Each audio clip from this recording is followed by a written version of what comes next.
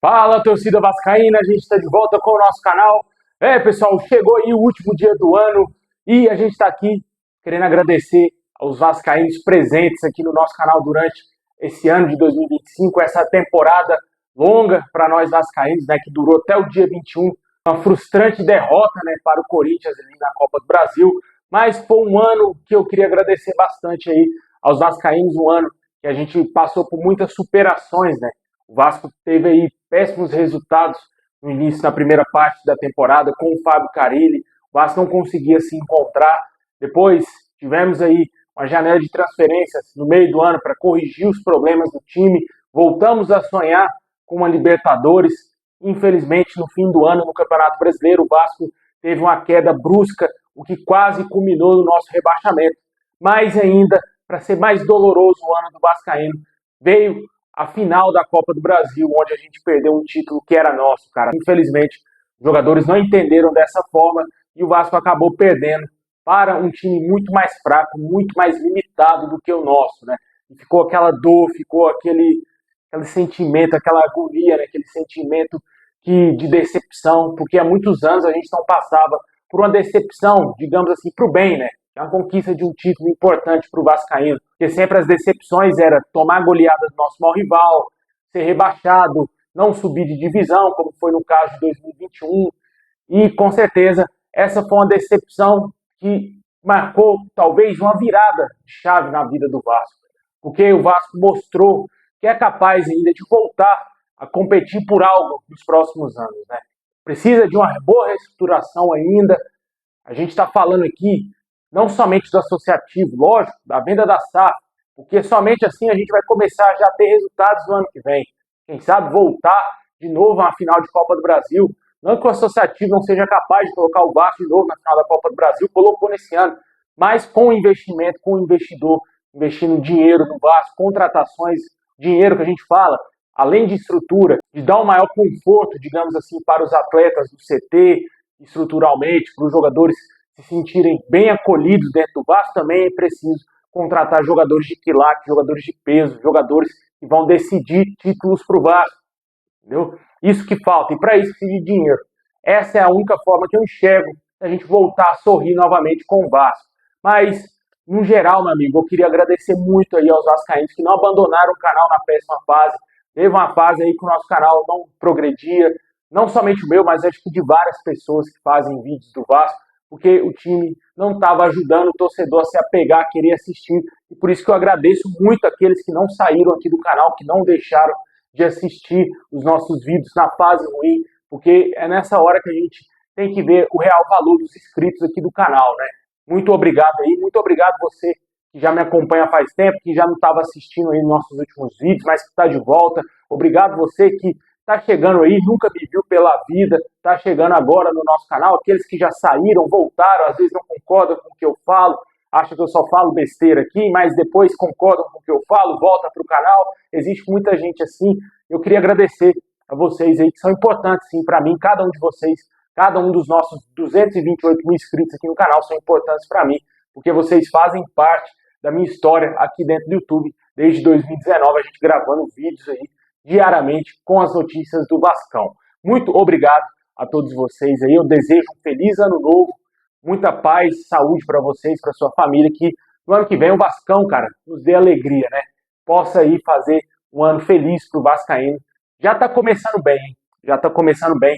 Vamos falar muita coisa no nosso vídeo, não é somente aqui essa retrospectiva que eu quero falar, a gente tem muita notícia para falar no vídeo hoje, PH pode ser vendido, também o Vasco querendo comprar a parte da ICAP, que está gerindo as 77 partes, o Vasco já fez uma proposta oficial para adquirir essa parte e vender a SAF para o Marcos Faria Lamáquia. Vamos explicar também aqui a Barca Vascaína. Matheus França não está confirmado no Vasco 2026 não, hein? Você vai entender isso aqui. O Vasco fez proposta oficial também para contratar um jogador. Mas antes de começar, deixa aquele like. Se inscreve aí se você não está inscrito. Ativa o sininho para você receber os vídeos postados aqui no nosso canal, hein? Muito obrigado. Falta um pouquinho para a gente chegar a 229 mil inscritos.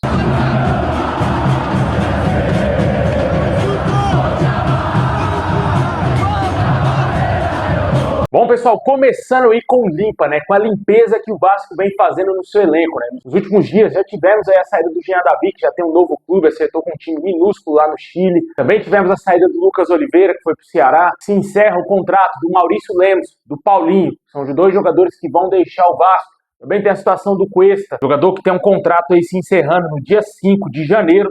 Já na semana que vem o contrato com esse se encerra e a diretoria vai renovar o contrato do atleta aí junto ao Galatasaray até o fim de 2026 para depois comprá-lo junto ao clube da Turquia em definitivo. O Vasco vai pagar durante esse ano 1,5 milhão de euros para estender o empréstimo do jogador até o fim de 2026. Esse é o prazo que será efetivado o pagamento dos valores que faltam para chegar o estipulado para ficar com os direitos do colombiano. Essas são as informações que a gente tem quanto ao Carlos Cuesta, um outro jogador que tem um contrato se encerrando aí com o Vasco. Ele vai continuar, né? Para nossa alegria. Vai ficar aí no Vasco, nosso zagueiro titular.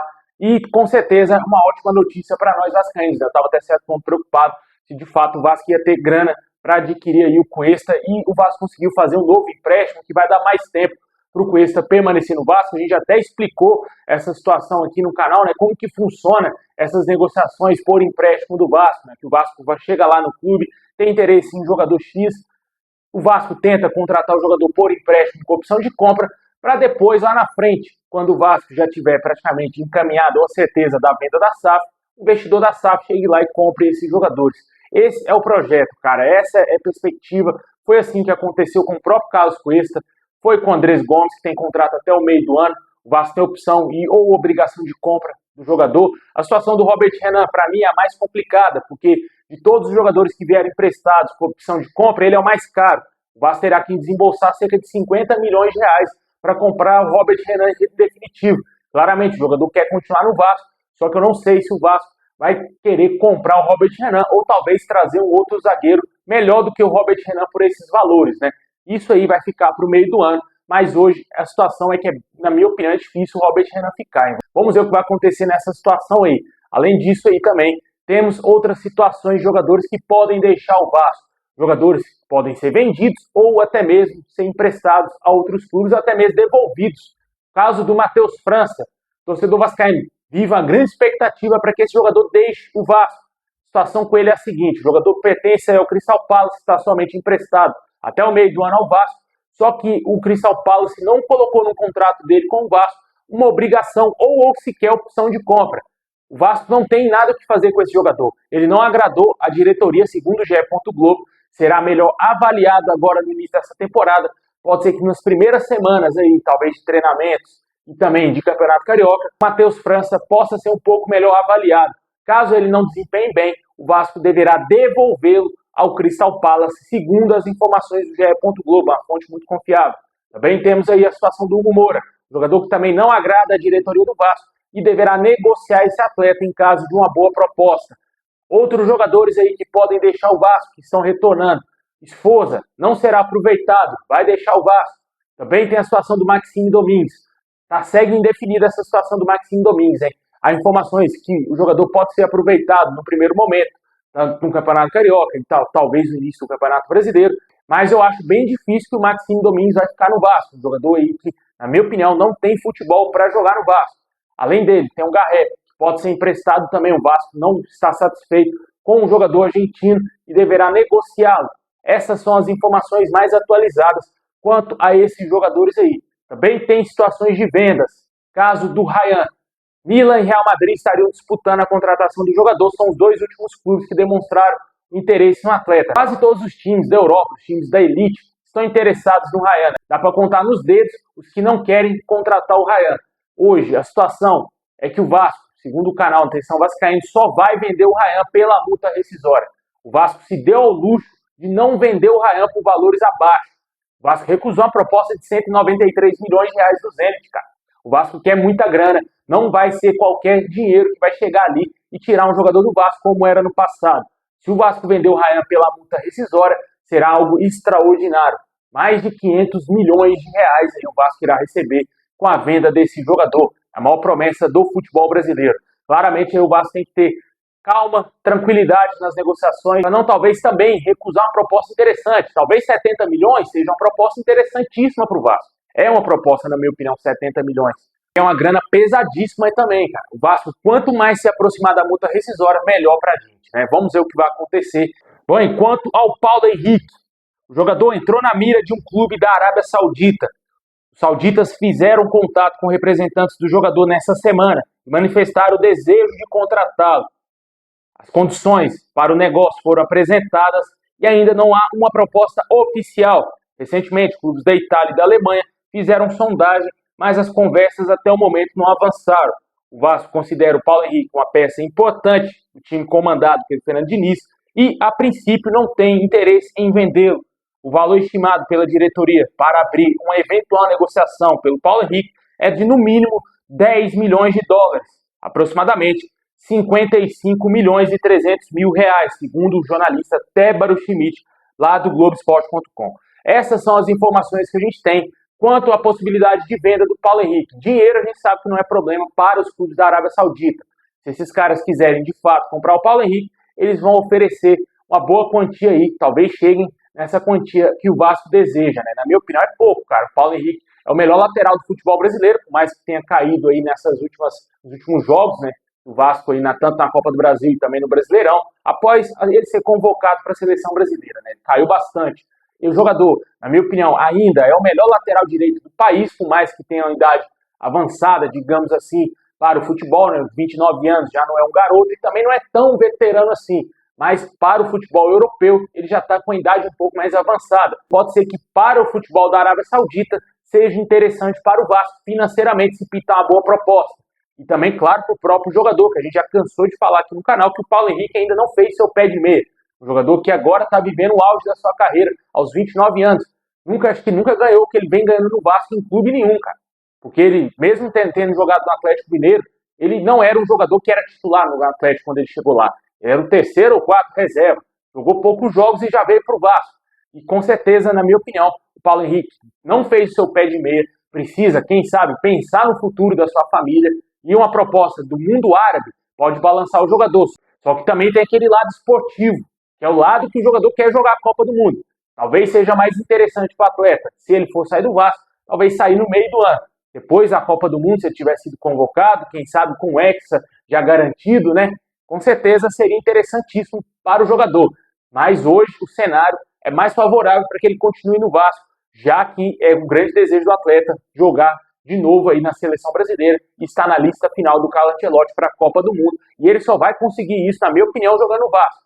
Talvez se ele for para um gigante europeu e se adaptar rapidamente, conseguir uma titularidade, pode ser que aí sim ele carimbe de vez o seu passaporte para a Copa do Mundo. Mas hoje, o mundo árabe, a Arábia Saudita, não vai levar o Paulo Henrique para a Copa do Mundo, na minha opinião, mesmo que ele vai fazer o seu pé de meia, ganhar milhões e milhões. Talvez no meio do ano ele receba uma proposta idêntica, pode ser que seja mais interessante. Talvez também, se ele for para a Copa do Mundo, se valorizar mais ainda, aí pode ser que de fato ele vá jogar no futebol europeu e o Vasco consiga vender ele por esses valores ou até maior, né? Porque o jogador vai se valorizar se ele entrar em campo, jogar bem com a seleção brasileira em algum jogo na Copa, né? Contra o Haiti, por exemplo, né? Se o Paulo Henrique entrar, destruir o Haiti, fazer 2, 3 gols, assim como ele fez no jogo contra o Japão, fez o seu primeiro gol com a seleção, aí, meu amigo, vai chover de time querendo contratar o lateral vascaíno, né? Vamos ver o que vai acontecer. Na minha opinião, o melhor para o jogador é a continuidade no Vasco. Já ia me esquecendo, meu amigo. Tem ele ainda, o Pirata, meu amigo, que tem aí o Boca Juniors interessado no jogador. De fato, o Boca tem um forte interesse no Verratti e traça o jogador como um dos principais nomes para reforçar o time argentino para a Libertadores de 2026. O Verratti é um jogador que não está vivendo uma lua de mel mais no Vasco. E a situação dele com o Vasco é a seguinte: o Vasco topa fazer negócio, o Coritiba, inclusive, voltou as atenções aí para tentar algum tipo de negociação com o atleta. Eu acho que, obviamente, se pintar Boca ou Coritiba, ele vai para o Boca Juniors, o que também pregaria um pouco de respeito ao Vasco também, porque ele não jogaria em nenhum outro clube aqui no Brasil, iria direto voltar para a Argentina e jogar numa competição também que o Vasco não está jogando, que é a Libertadores. Pode ser interessantíssimo para o jogador, né? Talvez o jogador tenha interesse em voltar para o seu país e jogar no maior clube de lá, né? Vamos ver o que vai acontecer nessa situação do Verratti. De fato, o Boca tem um forte interesse, só que ainda não fez proposta, para deixar claro. O interesse existe, só que o Verratti eu acho que terá que diminuir seu salário, já que o Boca Juniors não tem condições financeiras de competir com clube nenhum aqui no Brasil, nem mesmo com o Vasco falido, hein? Porque lá na Argentina os clubes não têm tanta grana, mas assim, o investimento lá é bem abaixo do que a gente imagina. e vamos ver o que vai acontecer nessa situação do overhead. Assim que a gente tiver atualizações, vamos trazer aqui no canal.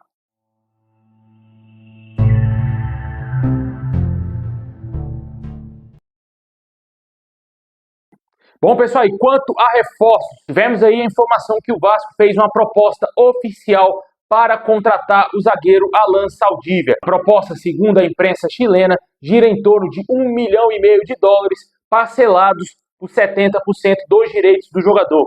O Colo-Colo fará uma nova contraproposta e essa proposta não teria agradado primeiramente ao clube chileno, já que é um atleta aí que deverá deixar o Colo-Colo e chama a atenção do mercado. Ele quer sair do Colo-Colo, segundo algumas informações. Só que eles desejam um pouco mais de grana. Talvez se o Vasco oferecer US$ 2 milhões, o negócio aconteça. Vamos ver o que vai acontecer nessa situação. E é um atleta que agrada muito a diretoria, e principalmente ao Fernando Diniz, que indicou a contratação desse jogador. Além dessa situação aí, o Vasco espera nos próximos dias fechar o negócio com o Rojas, que deverá ser novo atleta do Vasco, seu primeiro reforço aí para a próxima temporada. E quanto ao Otamendi, cara, tivemos informação atualizada que a situação do Otamendi é a seguinte: o Vasco quer de fato contratar o jogador e já iniciou as negociações com ele, não para ele chegar em janeiro, e sim após o término da Copa do Mundo, após o término da temporada europeia. As informações que temos é que, de fato, o Vasco negocia para assinar um pré-contrato com o jogador, já que ele tem o seu contrato se encerrando lá no fim de junho com o Benfica e ainda não renovou esse contrato com o clube português. Caso o Vasco chegue a um acordo com o Otamendi, o Vasco deverá contratar e esse jogador deverá vir para o Vasco somente em agosto, quando ele voltar de férias. A situação é a seguinte: River Plate é um outro clube que demonstra interesse no atleta. São somente Vasco e River, e também a possibilidade de renovação com o Benfica, que o jogador poderia ter de possibilidades para jogar na sua próxima temporada. Vamos ver o que vai acontecer. Quanto ao Otamendi, é um nome que me agrada muito, eu gostaria de ver ele já agora, não somente no meio do ano, mas pode ser um ótimo reforço vir também no meio do ano, mas agora seria interessantíssimo. Vamos ver o que vai acontecer. O Otamendi é um desejo do Vasco, de fato existe as negociações com esse jogador. João Arias, só para deixar claro aí, para aqueles iludidos, deu preferência só ao Fluminense, e no Brasil ele deixou claro que só joga no Fluminense e que não quer sair do Wolverhampton. E se ele sair do Wolverhampton, o Fluminense terá que desembolsar R$ 158 milhões, grana essa que o Vasco não tem para comprar o John Arias, né? E ele deixou claro que no Brasil só joga no Fluminense, a família dele só vê com olhos a volta ao Fluminense, não vê com bons olhos outro time aí no Brasil.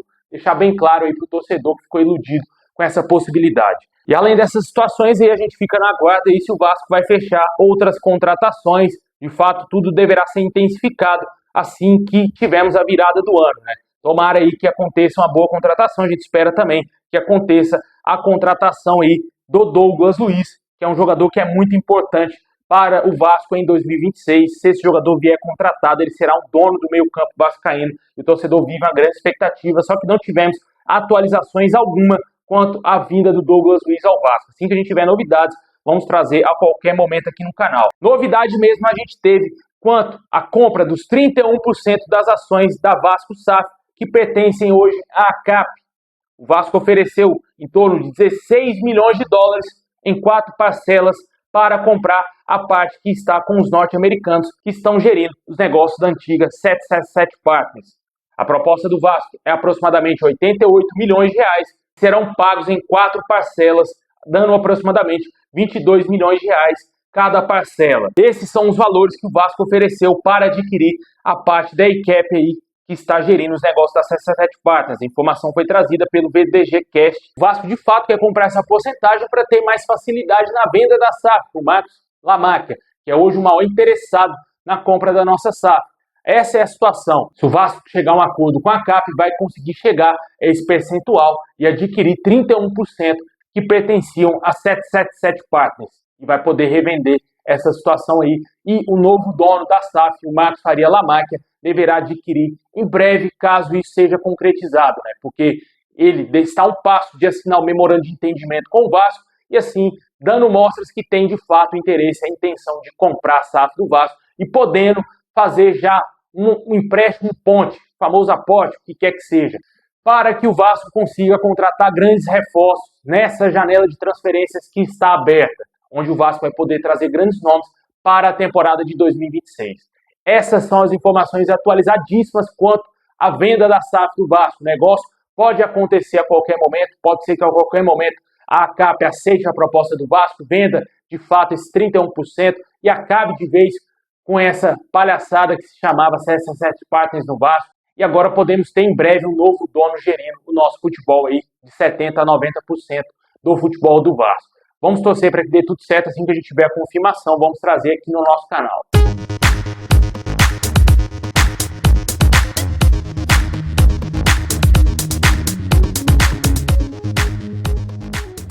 Bom, pessoal, esse é o vídeo de hoje. Muito obrigado por ter assistido até o final. Deixa aquele like, se inscreve aí no canal se você não está inscrito, ativa o sininho. Tamo junto e é nóis!